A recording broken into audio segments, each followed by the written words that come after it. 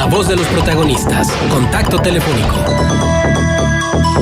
Así es, vamos a tener oportunidad la mañana de hoy de conversar con Tereso Medina, senador de la República por el Partido Revolucionario Institucional, a quien le pediremos su opinión sobre la nueva Ley de Seguridad Interior. Le agradecemos mucho, senador, su presencia con nosotros. Juan Ceballos, una servidora, Marcela Pámanel, los saludamos.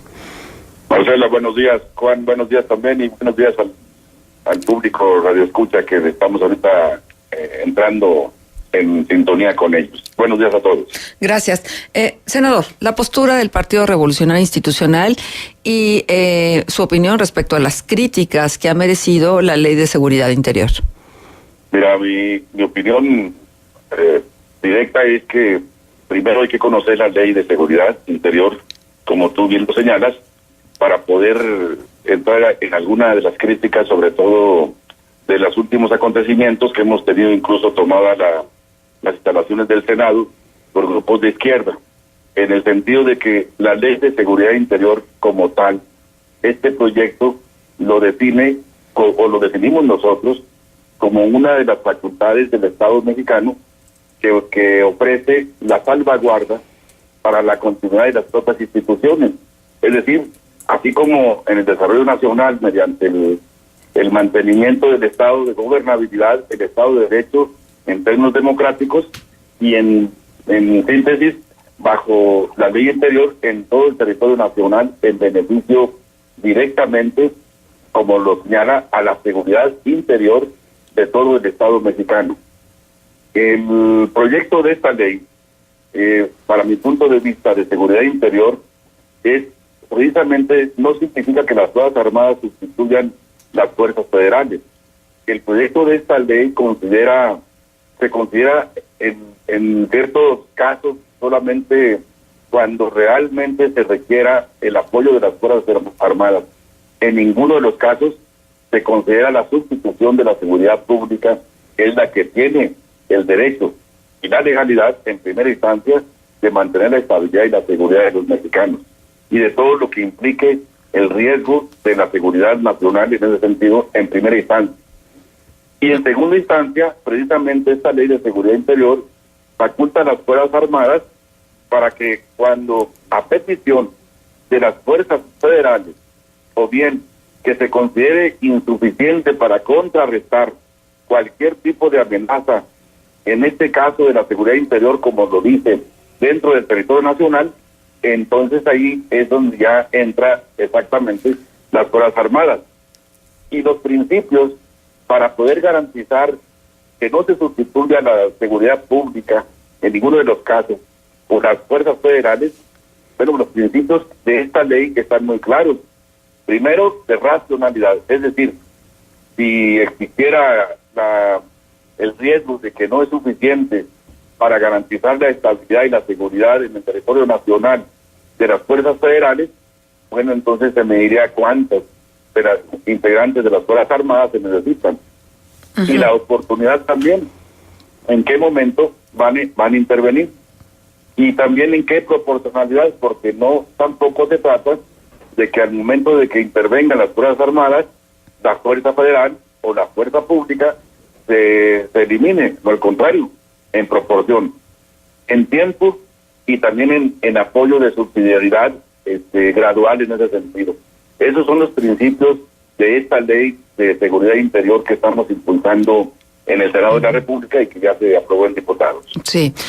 Senador, pero entonces, ¿cómo entender las advertencias que hace, por ejemplo, la Comisión Nacional de los Derechos Humanos en un comunicado donde dice que esta ley plantea contribuir a mantener el estado actual de cosas al favorecer, y esto es algo que preocupa, el uso discrecional de las Fuerzas Armadas como base de una estrategia para abatir la violencia e inseguridad, dejando de lado la necesidad de emprender acciones coordinadas y efectivas desde los distintos niveles y órdenes de gobierno para fortalecer los recursos y capacidades de las policías civiles, instancias a las que les corresponde de manera exclusiva llevar a cabo las tareas de seguridad pública en términos del artículo 21 constitucional. ¿Cómo entender entonces esta postura, que no nada más es de la Comisión Nacional de los Derechos Humanos, sino son de diferentes organismos de la sociedad civil que han venido revisando el tema y que por supuesto pues ven, como ve por ejemplo un apartado de la ONU y la Comisión Interamericana de Derechos Humanos, riesgos serios para los ciudadanos en este país de aprobarse.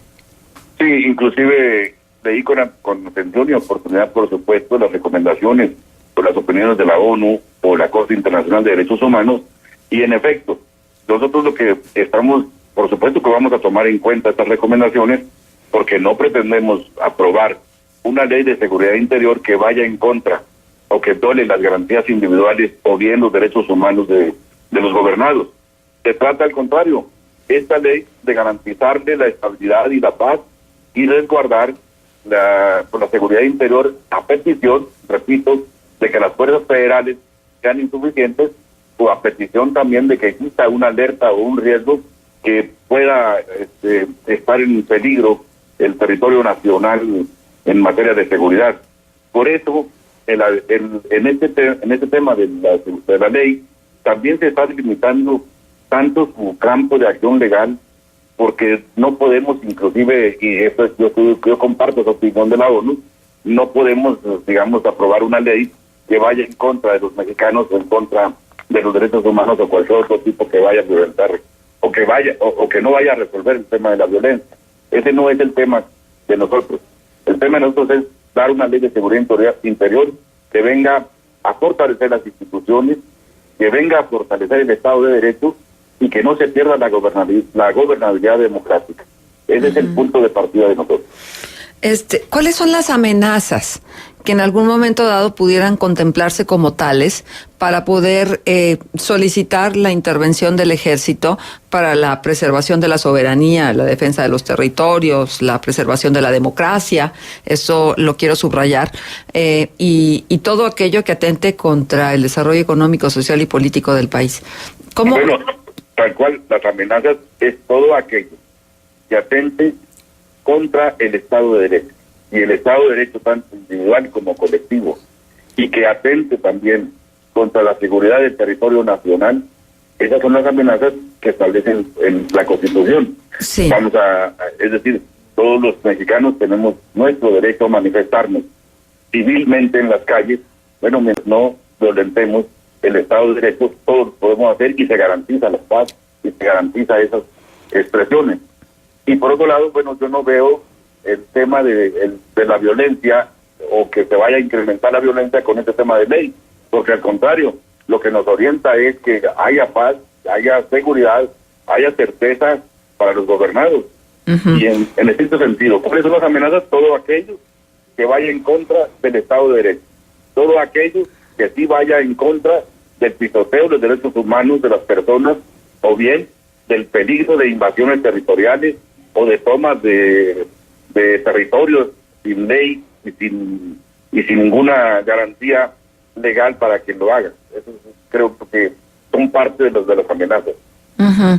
Ahora, cuando dicen que la participación de las Fuerzas Armadas solo podrá ocurrir cuando las capacidades de la Policía Federal resulten insuficientes y que se regirá esta intervención bajo el principio de uso legítimo de la fuerza, racionalidad, oportunidad, proporcionalidad, temporalidad, subsidiariedad y gradualidad, esto quiere decir que si hay una declaratoria de que la Policía Federal es insuficiente, por ejemplo, en el caso de la guerra contra el narcotráfico y que el ejército tiene que participar, si un civil anda en la calle y entonces hay un delito que se comete en ese momento por parte del civil y hay una declaratoria de participación de las Fuerzas Armadas, ¿las Fuerzas Armadas pueden detener a ese individuo aunque sea un delito del fuero común? Bueno, si hay una petición de salvaguarda, en este caso vamos a hablar un ejemplo práctico de nuestra querida comarca lagunera hace algunos años. Usted lo sabe que hace algunos años no solamente vivimos un tiempo de violencia, de guerra contra carteles entre ellos mismos, sino también que violentaban en muchos de los casos los derechos humanos de la sociedad, porque no dudo que un mexicano o un lagunero o coahuilense haya caído abatido por las balas de unos u otros, incluyendo hasta los mismos de las Fuerzas Armadas. Pero hasta esta fecha, creo que los beneficios que tuvimos es salvaguardar la estabilidad, la gobernabilidad del resto de los laguneros para garantizarles su libertad de tránsito, su libertad de estar en las plazas, y en este caso regresar la paz. Y en ese sentido, me parece que es un caso muy particular que podemos utilizarlo y que se justificaba la participación de estas fuerzas federales. Por supuesto que nuestra intención es que se cuiden y se protejan los derechos humanos, y no estaríamos a favor que se les pisoteara a cualquiera de los ciudadanos de los derechos humanos. Y por esa razón, creo que también igual, en la ley interior va a prever en todo lo posible de que esto no suceda. Y por esa causa, pues vamos a poner una ley que de alguna manera, si bien es cierto de hechos o de derechos, ya se tiene participando, pues vamos a regularla para que efectivamente no entre en un tema de amenaza de pisoteo de derechos humanos o de cualquier otra índole. Claro. A ver, y una preocupación que se ha manifestado de manera constante es lo que tiene que ver con las protestas. Hay quienes aseguran que esta ley lo que pretende es precisamente minimizar lo que pudiera ocurrir en las elecciones del 2018, cuando pues hay quienes se atreven a prever un escenario de disputa postelectoral con manifestaciones copiosas, etcétera. ¿Cómo quedará el tema de las manifestaciones y cómo quedará el tema también de la transparencia? Es decir, al aplicarse esta ley, ¿la información será reservada, estará oculta, o podrá el ejercicio y la investigación de los temas acceder a la información? Yo creo que en este caso, sin violentar también el tema de la transparencia, el tema de información y justificar la presencia de las Fuerzas Armadas, sí hay casos que se reservan para efectos de investigación y efectos de discrecionalidad, para no violentar precisamente labores de inteligencia, porque de otra manera no podríamos de alguna forma abatir los delitos, por ejemplo, de narcotráfico o los delitos de trata o los delitos de cualquier otro tipo que pongan en riesgo la seguridad nacional.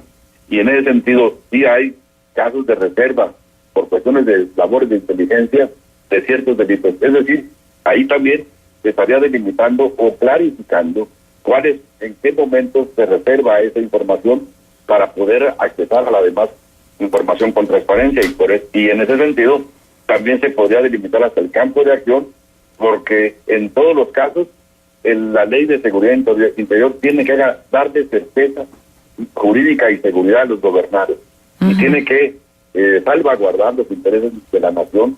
Por eso es el tema por eso definimos la ley de seguridad interior. Ahora, una pregunta más en relación al financiamiento. ¿Cuánto nos va a costar la implementación de la ley de seguridad? Pues mira, no tengo ahorita el costo en previsión de cuánto pueda costar esta implementación de ley, pero también lo que no tengo también, y creo que ha costado mucho, son el tema de las violaciones de los estupefacientes, de los narcotraficantes. Es decir, el hecho, no sé qué cueste más, si no tenerla o tenerla, pero yo, en mi punto de partida, cuesta más no tenerla por los daños que se puedan causar. Y como usted bien lo señala, el futuro que está por venir en materia política electoral, como usted bien lo señala, no es un futuro de alguna manera estable o con estabilidad política. Es una turbulencia que vamos a enfrentar los mexicanos, es una lucha de partidos por la presidencia de la República, y en ese mismo sentido, independientemente de cualquier otro factor, lo que se debe garantizar por sobre cualquier cosa es el Estado de Derecho y un tema de resguardar las instituciones para poder garantizar a los ciudadanos el ejercicio libre y democrático, en este caso particular, del voto del partido de su preferencia. Creo que en ese tema también igual es una ley de seguridad interior, y aquí lo preciso, que no tiene partidos, no tiene en su origen o en su aplicación y en su funcionamiento partidos políticos de ningún tipo. Es un tema de México y es una ley para México y los mexicanos. Senador Teresfo Medina, buenos días, le saluda Juan Ceballos. Juan Ceballos, buenos días. Ayer la presidenta de la Comisión de Derechos Humanos del Senado, del PRD, dejaba entrever la posibilidad de que la mayoría de los senadores no hubiera leído el proyecto de iniciativa de ley de esta Ley de Seguridad Interior. ¿Usted ya la leyó? Claro, incluso la he leído y la sigo leyendo y hoy la vamos a estudiar y por eso me atrevo a opinar, Juan Ceballos. Si no, de otra manera no estaría opinando y además sería un riesgo. Claro. El senador no tener conocimiento de lo que uno está hablando. Y déjeme le comento, ayer lo que no se vale, y lo digo y lo denuncio públicamente, ahí es donde creo que entra el Estado de Derecho, es que los grupos de izquierda, que en muchos de los casos, lamentamos, inclusive, y yo lo viví, lamento que en muchos de los casos, los compañeros que se dejan manipular por partidos de izquierda, en este caso por el señor Fernández Noroña, creo que apellida, violentó y privó de la entrada al Senado a todos los senadores de la República y a todo el personal, y mantuvo tomadas las puertas del Senado, pues de alguna manera prohibiéndole el ingreso al Senado de la República. A ver, yo me pregunto, en mi carácter de senador o ciudadano, ¿con qué derecho le prohíbe al mexicano ingresar a una institución cuando el que ingresa no trae en sí mismo la intención de poner en riesgo a esa institución a la que va a accesar? Eso creo que es un exceso de libertinaje o es un exceso de abuso en el sentido de actuar de esa manera. Y son los primeros los que están reclamando precisamente, cosa que yo coincido, por supuesto, en proteger los derechos humanos, están reclamando la protección de los derechos humanos cuando ellos mismos, sin ley y sin justicia, le están quitando los derechos humanos a los ciudadanos. Senador, nos queda, discúlpeme, es que nos queda nada más un par de minutos, pero hay también un par de preguntas importantes, que es el hecho de que la nueva Ley de Seguridad la nueva Ley de Seguridad Interior confiere facultades extraordinarias al Ejército y a la Marina, incluyendo la posibilidad de llevar a cabo tareas de investigación, sustituyendo al Ministerio Público, intervenir comunicaciones privadas sin una orden judicial y utilizar la fuerza para contener protestas sociales o electorales. El general Salvador Cienfuegos fue muy claro al decir que el ejército no tiene la capacidad, ni el conocimiento, ni la preparación para realizar labores de seguridad pública. De esto se infiere que tampoco lo tiene para sustituir al Ministerio Público, para llevar a cabo labores de espionaje, ni para intervenir comunicaciones privadas. ¿Qué opinión le merece, senador? Mi opinión es que el hecho de que esta ley entre en vigencia o se apruebe, exactamente lo dije al principio y lo reitero, no es para sustituir las facultades de investigación del Fuero Común, ni del Fuero Federal, ni del Ministerio Público, ni de ninguna otra área de la seguridad pública o de la justicia, sino al contrario, es una fuerza o es una ley que yo le pondría de complementariedad. Las fuerzas, los sistemas de investigaciones que le corresponden al Ministerio Público, él los tendrá que hacer. Los sistemas de investigaciones que le corresponden al Fuero Federal. Pero están capacitadas las Fuerzas Armadas para realizar esas labores de complementariedad, como usted le llama. No, vamos a capacitarlas porque en efecto yo coincido con usted. El ejército mexicano está capacitado para defender a la nación y en muchos de los casos, ¿por qué no aceptarlo? En muchos de los casos no tienen ese conocimiento ni la capacidad para poder lograr una real complementariedad con las Fuerzas Armadas. Pero entonces vuelvo a la pregunta original de Marcela, en cuanto al presupuesto que se va a emplear para poner en marcha esta ley de seguridad. Obviamente se requieren recursos para capacitar, para preparar y para que puedan ejercer las nuevas funciones que tendrán las Fuerzas Armadas, ¿o no es así? Así es. Y eso no se prevé en la iniciativa de ley. Se está ahorita en estudio en las comisiones y se está previendo, porque yo coincido que cualquiera de las corporaciones, y en este caso particular. Pero ya se aprobó el presupuesto de egresos de la Federación, ¿no? Quiere decir que entonces no entraría en vigor el próximo año, sino hasta el 2019, ¿o cómo? Sí, estaría entrando en vigor en 2019, pero ahorita vamos a analizar porque también igual como responsables de la Cámara Alta, pues aunque en diputados se haya aprobado el tema del presupuesto de ingresos o de egresos, en este caso de la Ley de Seguridad Interior, sí tiene que haber un apartado de alguna manera, porque yo sí coincido con ustedes, en el sentido de tener una fuerza armada capacitada para poder lograr la complementariedad o la cooperación con las demás fuerzas federales. Bueno, senador, pues muchísimas gracias por estar con nosotros. Nada más una anotación, creo que no solamente la izquierda la que protesta, también asociaciones como la de Ahora, que preside alguien que sabe mucho de derechos humanos, como Emilio Álvarez y Casa, es también, forma parte de los grupos que están buscando contrarrestar la posibilidad de una decisión a favor de la Ley de Seguridad Interior. Le agradecemos mucho, senador Tereso Medina, su presencia con nosotros aquí en Contextos. Gracias, Marcela. Gracias, Juan. Un saludo a la hora.